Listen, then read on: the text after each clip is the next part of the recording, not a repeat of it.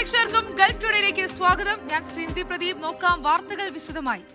GCC രാജ്യങ്ങളിലെ മൂല്യവർദ്ധിത നികുതി അഥവാ വാറ്റ് നിയമങ്ങളിൽ നിർണായകമായ മാറ്റങ്ങൾ വരുന്നു.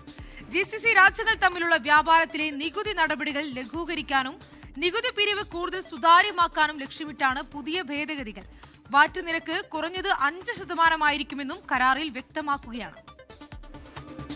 GCC രാജ്യങ്ങൾ തമ്മിലുള്ള വ്യാപാരത്തിൽ നികുതിയുമായി ബന്ധപ്പെട്ട തർക്കങ്ങൾക്ക് ഇതോടെ അറുതിയാകും. ഒരു രാജ്യത്ത് വാങ്ങി മറ്റൊരു GCC രാജ്യത്തേക്ക് കൊണ്ടുപോകുന്ന ചരക്കുകൾക്ക് നികുതി കൈമാറ്റം ചെയ്യുന്നത് ഓട്ടോമാറ്റിക് സംവിധാനത്തിലൂടെയാക്കും.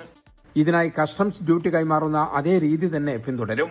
നികുതി രജിസ്ട്രേഷൻ ഇല്ലാത്ത വ്യക്തികൾ 10,000 റിയാലിൽ കൂടുതൽ മൂല്യമുള്ള സാധനങ്ങൾ വാങ്ങുകയാണെങ്കിൽ ഏത് ഗൾഫ് രാജ്യത്താണോ ആ സാധനം എത്തുന്നത് ആ രാജ്യത്തിന് നികുതി പിരിക്കാൻ അവകാശമുണ്ടായിരിക്കും. വാറ്റ് നിരക്ക് കുറഞ്ഞത് 5% കരാർ പറയുന്നു. ഇറക്കുമതി ചെയ്യുന്ന സാധനങ്ങൾക്ക് ആദ്യത്തെ കസ്റ്റംസ് പോയിന്റിൽ നികുതി അടക്കണം. പിന്നീട് ഇത് ലക്ഷ്യസ്ഥാനത്തെ രാജ്യത്തിന് കൈമാറും. അതേസമയം ബിസിനസ് ആവശ്യങ്ങൾക്കുള്ള സാധനങ്ങൾ ഇറക്കുമതി ചെയ്യുമ്പോൾ നികുതി അടക്കുന്നത് താൽക്കാലികമായി മാറ്റിവെക്കാനും പിന്നീട് അത് ടാക്സ് റിട്ടേണിൽ കാണിക്കാനുമുള്ള അവസരവും അംഗരാജ്യങ്ങൾക്ക് നൽകിയിട്ടുണ്ട്. അംഗരാജ്യങ്ങളിലെ നികുതി വകുപ്പുകൾ തമ്മിൽ പരസ്പരം വിവരങ്ങൾ കൈമാറുന്നതിലൂടെ നികുതി വെട്ടിപ്പ് തടയാനും ഈ പരിഷ്കാരങ്ങൾ സഹായിക്കും. GCCയിലെ സാമ്പത്തിക ഏകീകരണത്തിന്റെ ഭാഗമായാണ് ഈ നടപടികൾ. 24 ജിദ്ദ. വെടിനിർത്തലിനിടെ ലബനനിൽ വീണ്ടും ഇസ്രയേൽ ആക്രമണം. തലസ്ഥാനമായ ബെയ്റൂട്ടിലാണ് ഇസ്രയേൽ വ്യോമാക്രമണം നടത്തിയത്. ഹിസ്ബുള്ളയുടെ ശക്തി കേന്ദ്രങ്ങൾ ലക്ഷ്യമിട്ടായിരുന്നു ആക്രമണം. ദാഹിയ മേഖലയിൽ 3 തവണ ആക്രമണമുണ്ടായി. ഇസ്രയേലിന് നേരെയുള്ള ആക്രമണത്തിനുള്ള തിരിച്ചടിയെന്ന് ഇസ്രയേൽ പ്രധാനമന്ത്രി ബെഞ്ചമിൻ നെതന്യാഹു പ്രതികരിച്ചു. ആക്രമണത്തിനു പിന്നാലെ അമേരിക്കയ്ക്കും ഇസ്രയേലിനും മുന്നറിയിപ്പുമായി ഇറാൻ രംഗത്തെത്തി. ബെയ്റൂട്ട് ആക്രമണത്തിൽ തിരിച്ചടി ഉണ്ടാകുമെന്ന് ഇറാൻ സ്പീക്കർ മുന്നറിയിപ്പ് നൽകി. ഗൾഫ് രാജ്യങ്ങളിൽ ഇറാൻ നടത്തിയ മിസൈൽ ഡ്രോൺ ആക്രമണങ്ങൾക്ക് പിന്നാലെ കടുത്ത സാമ്പത്തിക നടപടികൾക്കൊരുങ്ങി അമേരിക്ക. ആക്രമണങ്ങളിലുണ്ടായ നാശനഷ്ടങ്ങൾ പരിഹരിക്കാൻ ഇറാന്റെ വിദേശാസ്തികൾ തന്നെ ഉപയോഗിക്കാനാണ് നീക്കം. ഇതിനിടെ സംഘർഷത്തിൽ മധ്യസ്ഥ ശ്രമങ്ങളുമായി പാകിസ്ഥാൻ വീണ്ടും രംഗത്തെത്തി. ഗൾഫ് മേഖലയിൽ ഇറാന്റെ ഭാഗത്തു നിന്നുണ്ടായ മിസൈൽ ഡ്രോൺ ആക്രമണങ്ങൾക്ക് ഇറാന്റെ വിദേശാസ്തികൾ ഉപയോഗിച്ച് നഷ്ടപരിഹാരം ഈടാക്കാനുള്ള ശ്രമങ്ങൾ അമേരിക്ക ആരംഭിച്ചതായാണ് റിപ്പോർട്ടുകൾ. കുവൈറ്റിലും ബഹ്റൈനിലും ഖത്തറിലുമെല്ലാം ഇറാൻ ഉണ്ടാക്കിയ നാശനഷ്ടങ്ങൾ എത്രയെന്ന് കണക്കാക്കാനായി US treasury secretary Scott Bessent ഒരു സംഘത്തോട് നിർദ്ദേശിച്ചതായാണ് വിവരം. ഇറാൻ യുദ്ധം അവസാനിപ്പിക്കുന്നതിനുള്ള സമാധാന കരാർ യാഥാർത്ഥ്യമാകണമെങ്കിൽ അമേരിക്ക മരവിപ്പിച്ച ഇറാന്റെ $2,400 കോടി ആസ്തികൾ വിട്ടുനൽകണമെന്ന് ഇറാന്റെ പരമോന്നത നേതാവായ മുജ്തബ ഖമനയുടെ ഉപദേഷ്ടാവ് മൊഹസിൻ റസായി ഇന്നലെ പറഞ്ഞതിന് പിന്നാലെയാണ് അമേരിക്കയുടെ നീക്കം. ഇന്നലെ ഹോർമുസ് കടലിടുക്കിലെ കപ്പലുകൾക്ക് നേരെ ഇറാൻ നടത്തിയ ഡ്രോൺ ആക്രമണ ശ്രമങ്ങളെ തുടർന്ന് അമേരിക്ക ഇറാന്റെ റഡാർ കേന്ദ്രങ്ങൾ തകർത്തിരുന്നു. ഇതിനു പിന്നാലെ ഇറാൻ കുവൈറ്റിലെയും ബഹ്റൈനിലെയും അമേരിക്കൻ സൈനിക താവളങ്ങൾ ആക്രമിച്ചിരുന്നു. സമാധാന ചർച്ചകൾ സ്തംഭിച്ചെങ്കിലും മധ്യസ്ഥ രാജ്യമായ പാകിസ്ഥാൻ ചർച്ചകൾ തുടരാനുള്ള ശ്രമം തുടരുകയാണ്. ഇറാൻ പരമോന്നത നേതാവ് മുജ്തബ ഖമനയ്ക്കുള്ള കത്തുമായി ഇന്നലെ ഇറാനിലേക്ക് പാകിസ്ഥാൻ ആഭ്യന്തരമന്ത്രി മൊഹസിൻ നഖ്വി എത്തിയിരുന്നു. അതിനിടെ ലെബനോൺ സൈന്യത്തിന്റെ കമാൻഡർ ജനറൽ റുഡോൾഫ് ഹൈക്കൽ പാകിസ്ഥാനിലേക്ക് ചർച്ചകൾക്കായി നീങ്ങിയിട്ടുണ്ട്. International desk 24. കുവൈറ്റിനും ബഹ്റൈനും നേരെ ഇറാൻ നടത്തിയ ആക്രമണങ്ങളെ അപലപിച്ച് സൗദി അറേബ്യ. മേഖലയെ അനാവശ്യ സംഘർഷത്തിലേക്ക് തള്ളിവിടുന്ന നടപടി അപലപനീയമെന്ന് സൗദി വിദേശകാര്യ മന്ത്രാലയം വ്യക്തമാക്കി. ബഹ്റൈന്റെയും കുവൈത്തിന്റെയും സുരക്ഷ ഗൾഫ് രാജ്യങ്ങളുടെ സുരക്ഷയുടെ ഭാഗമാണെന്ന് GCC secretary general Jasim Al Budaiwi. അയൽ രാജ്യങ്ങളുടെ പരമാധികാരത്തിന് നേരെയുള്ള കടന്നുകയറ്റം അന്താരാഷ്ട്ര നിയമങ്ങളുടെ ലംഘനമാണ്. കുവൈത്തിനും ബഹ്റൈനും പൂർണ്ണ പിന്തുണ നൽകുമെന്നും GCC പ്രഖ്യാപിച്ചു. സൗദി അറേബ്യയുടെ വികസന സ്വപ്നങ്ങൾക്ക് ചിറകേകി ജിദ്ദ ടവർ നിർമ്മാണം അന്തിമഘട്ടത്തിലേക്ക് കടക്കുന്നു. ലോകത്തിലെ ഏറ്റവും ഉയരം കൂടിയ കെട്ടിടമെന്ന ഖ്യാതിയുമായി 102 നിലകൾ ഇതിനകം പൂർത്തിയായി കഴിഞ്ഞു. സൗദി വിഷൻ 2030 ഭാഗമായ ഈ കൂറ്റൻ നിർമ്മാണം ലോക ശ്രദ്ധ നേടുകയാണ്.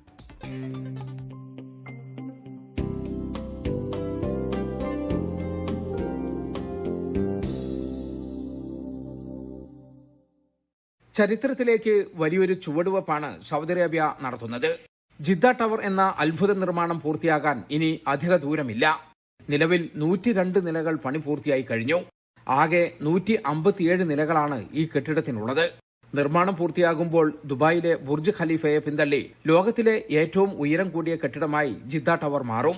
1 കിലോമീറ്ററിലധികം ഉയരമുണ്ടാകും ഈ കെട്ടിടത്തിന്.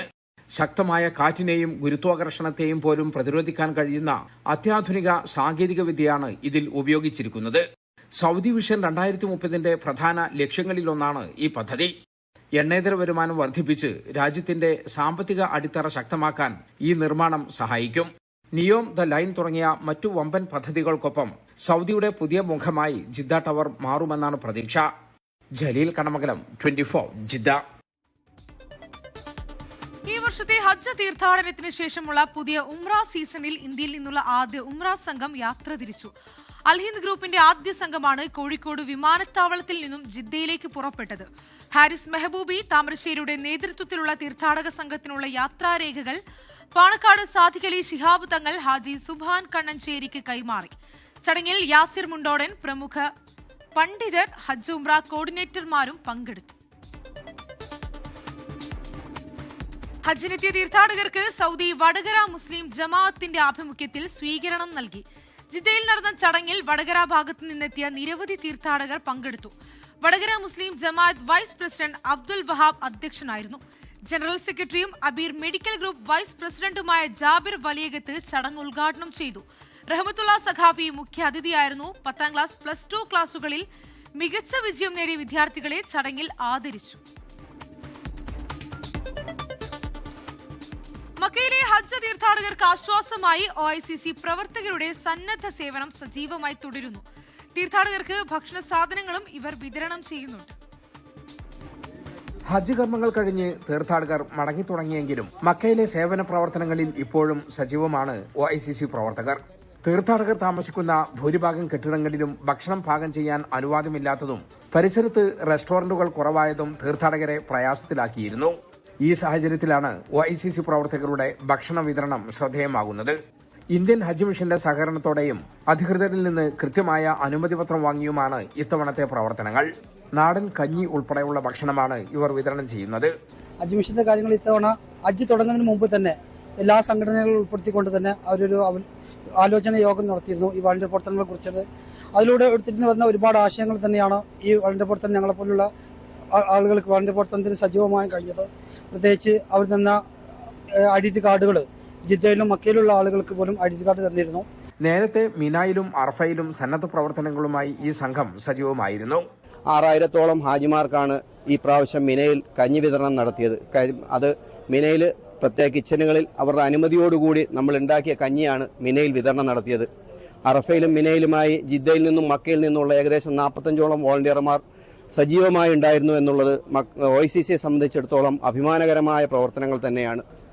ആദ്യത്തിലൊക്കെ നമ്മുടെ കേരളക്കാര് മാത്രമായിരുന്നു ഈ കഞ്ഞി കുടിച്ചിരുന്നതെങ്കിൽ മറ്റ് സംസ്ഥാനത്തുള്ള എല്ലാ ഹാജിമാരുടെയും പ്രിയ ഭക്ഷണമായി കഞ്ഞി മാറിയിരിക്കുകയാണ്. വരുന്ന വർഷങ്ങളിൽ അത് പരിഗണിച്ചുകൊണ്ട് തന്നെ കഞ്ഞി വിതരണം നമുക്ക് വ്യാപിപ്പിക്കുവാൻ ഞങ്ങൾ ആലോചിക്കുകയാണ്.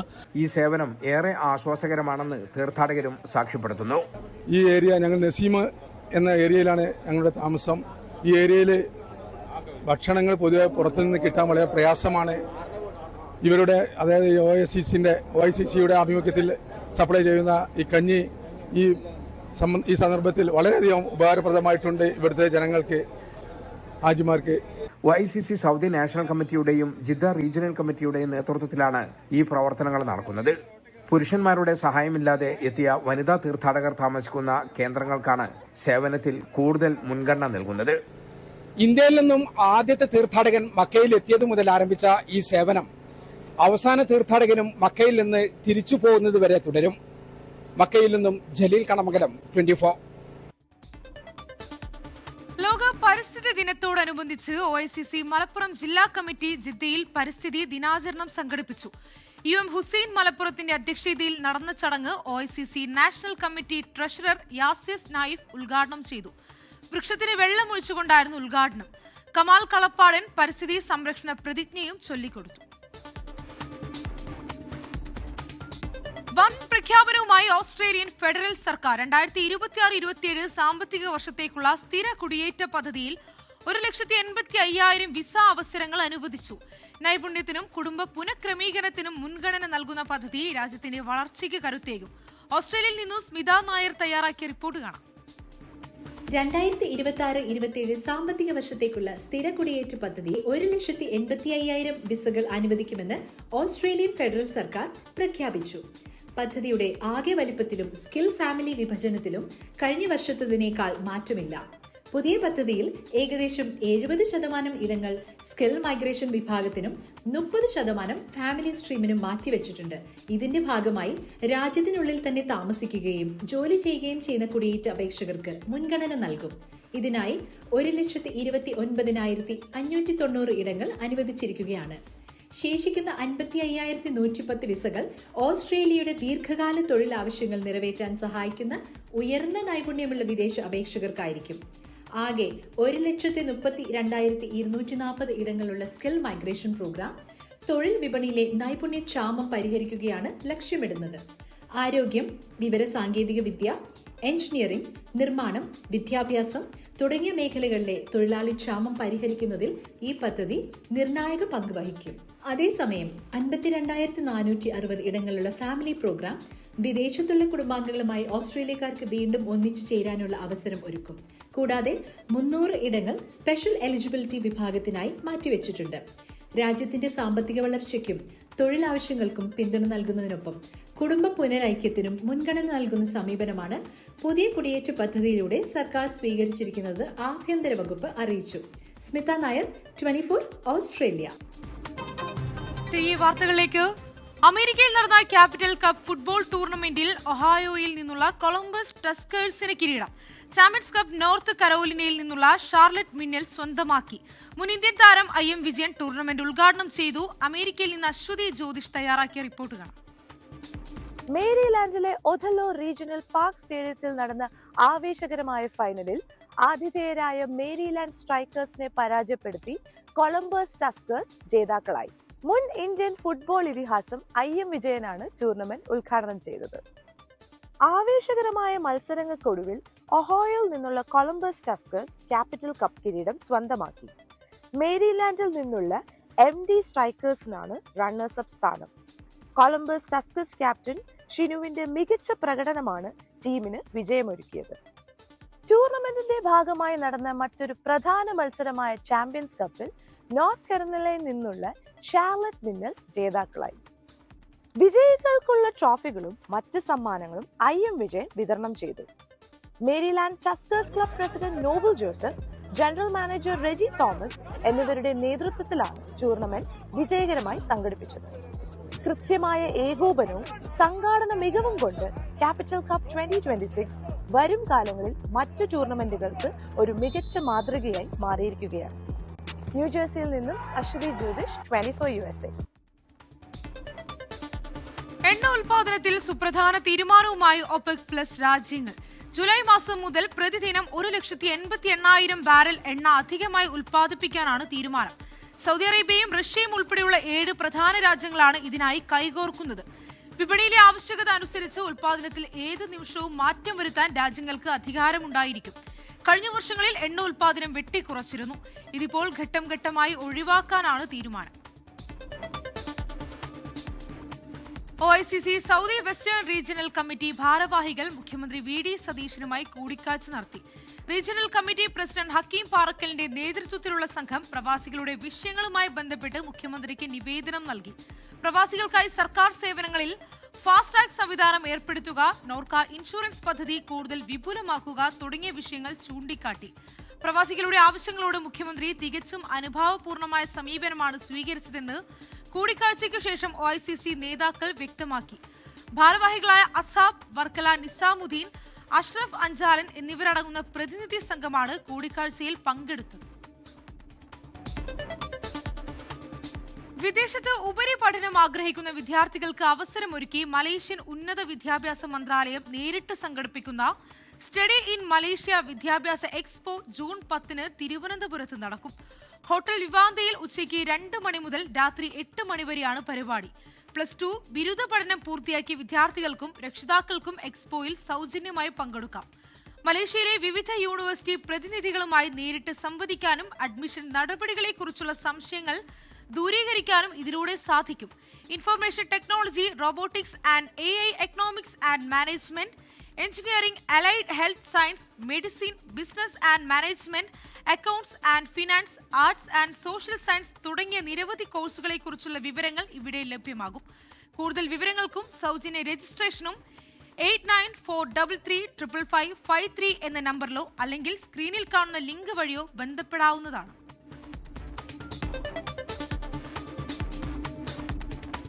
തിരികെ വാർത്തകളിലേക്ക്.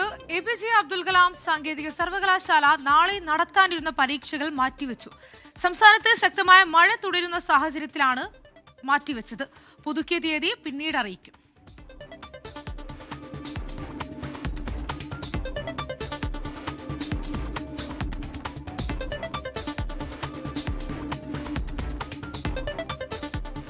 ചിരിപ്പിച്ചും ചിന്തിപ്പിച്ചും മടക്കം.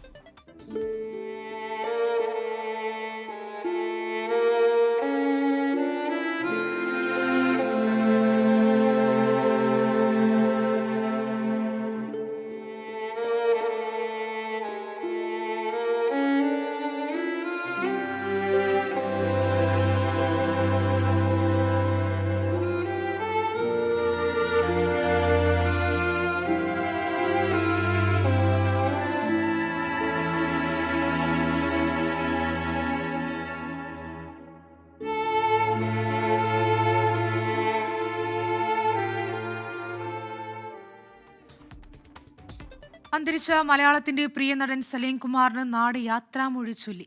പറവൂരിലെ വീട്ടുവളപ്പിൽ ഔദ്യോഗിക ബഹുമതികളോടെ സംസ്കാര ചടങ്ങുകൾ നടന്നു. പറവൂർ ടൗൺ ഹാളിലും വീട്ടിലും അന്ത്യാഞ്ജലി അർപ്പിക്കാനായി ആയിരങ്ങളാണ് ഒഴുകിയെത്തിയത്.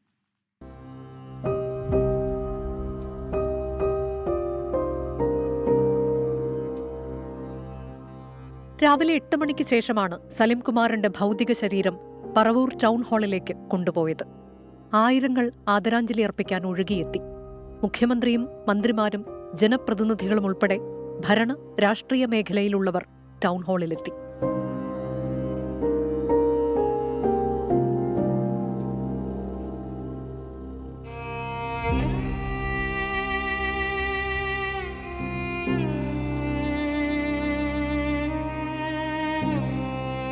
സിനിമ, സാംസ്കാരിക മേഖലകളിലെ സഹപ്രവർത്തകർ പ്രിയ കലാകാരന് യാത്രാമൊഴി നൽകാനെത്തി. കനത്ത മഴയെ അവഗണിച്ച് നാട്ടുകാരും സുഹൃത്തുക്കളും ഉൾപ്പെടെ 100 കണക്കിന് പേരാണ് സലീം കുമാറിന് വിട നൽകാനെത്തിയത്. അങ്ങനെ വേർപെട്ടു പോകുന്നവർ നമ്മൾ ഹൃദയത്തിൽ സൂക്ഷിക്കുന്നവരാണെങ്കിൽ ആ വേദനയുടെ ആഘാതം എന്ന് പറയുന്നത് വളരെ കൂടുതലായിരിക്കും. അദ്ദേഹം സിനിമയിൽ ചെയ്തിരുന്നത് കോമഡി വേഷങ്ങളാണെങ്കിലും വളരെ സീരിയസ് ആയിട്ടുള്ള, ഞാൻ നേരത്തെ പറഞ്ഞ പോലെ സ്വന്തം കാഴ്ചപ്പാടുകളും നിലപാടുകളൊക്കെ ഉള്ളൊരു വ്യക്തിത്വമായിരുന്നു. ഇതുപോലൊരു മഴക്കാലത്ത് സലീം നമ്മളെ വിട്ടുപോകാന്ന് പറഞ്ഞു കഴിഞ്ഞാൽ എനിക്ക് ഒരുപാട് ഓർമ്മകളുണ്ട്. ഒരു മഴക്കാലത്താണ് ഞാൻ സലീമിനെ ആദ്യമായിട്ട് കാണുന്നത്. പിന്നാലെ വീട്ടിലെ പൊതുദർശനത്തിനും നിരവധി പേർ അവസാന നോക്ക് കാണാനെത്തി.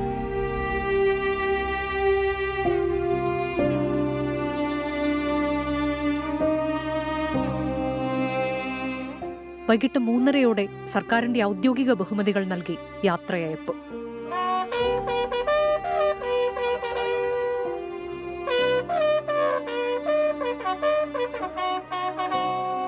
മക്കളായ ചന്തുവും ആരോമലും ചിതയ്ക്ക് തീ പകർന്നു.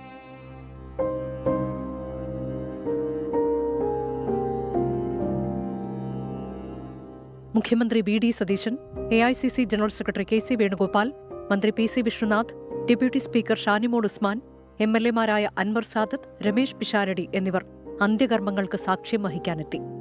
മലയാളത്തിന്റെ സ്വന്തം സലീം കുമാർ ഇനി നിറഞ്ഞൊരു ചിരിയോർമ്മ.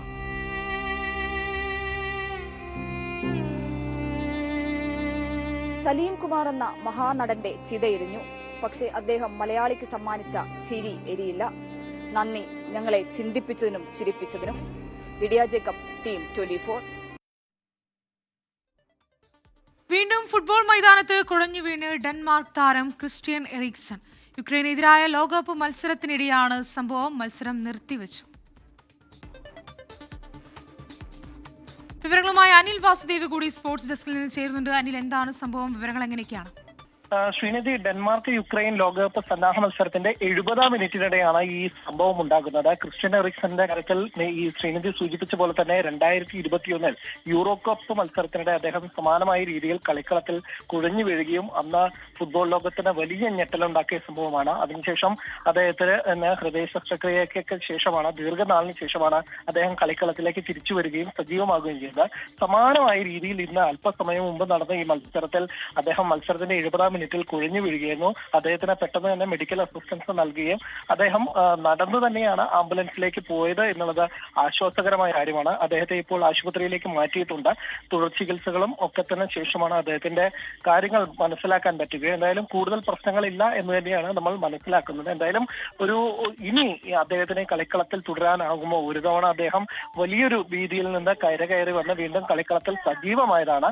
അതുപോലെ ഇനി അദ്ദേഹത്തിന് തുടരാനാവുമോ എന്നുള്ളതൊക്കെ തന്നെ ഒരു ചോദ്യചിഹ്നമായി നിൽക്കുകയാണ്. എന്തായാലും അദ്ദേഹത്തിന്റെ പോരാട്ട വീരത്തിന് നമ്മൾ ധാരാളം കൈയടിച്ചിട്ടുള്ളതാണ്. അദ്ദേഹത്തിന്റെ വമ്പൻ തിരിച്ചുവരവ് ആഘോഷിച്ചതാണ് ഫുട്ബോൾ ലോകം ഒന്നടങ്കം. പക്ഷേ അദ്ദേഹത്തിന് ഇപ്പോഴും ശാരീരികമായി ഹൃദയ സംബന്ധമായ പ്രശ്നങ്ങൾ ഉണ്ടെന്നും അതിലൂടെ വീണ്ടും ഈ കളിക്കളത്തിൽ കുഴഞ്ഞു വീഴുന്ന ഈ കാഴ്ച ഒരു ദാരുണമായ അല്ലെങ്കിൽ ഒട്ടും സുഖകരമായിട്ടില്ലാത്ത സംഭവം തന്നെയാണ്. എന്തായാലും അദ്ദേഹത്തിന് കൂടുതൽ പ്രശ്നങ്ങൾ ഇല്ലാതിരിക്കട്ടെ എന്ന് തന്നെയാണ് ഇപ്പോൾ ഫുട്ബോൾ ലോകത്തിന്റെ ഒന്നടങ്കമുള്ള പ്രാർത്ഥന. ശ്രീനിധി, തീർച്ചയായും അനിൽ വാസുദേവാണ് സ്പോർട്സ് ഡെസ്കിൽ നിന്ന് വിവരങ്ങൾ പങ്കുവച്ചത്. ഇതോടെ ഗൾഫ് ടുഡേ പൂർണ്ണമാവുകയാണ്. എല്ലാ പ്രേക്ഷകർക്കും ശുഭരാത്രി. നമസ്കാരം.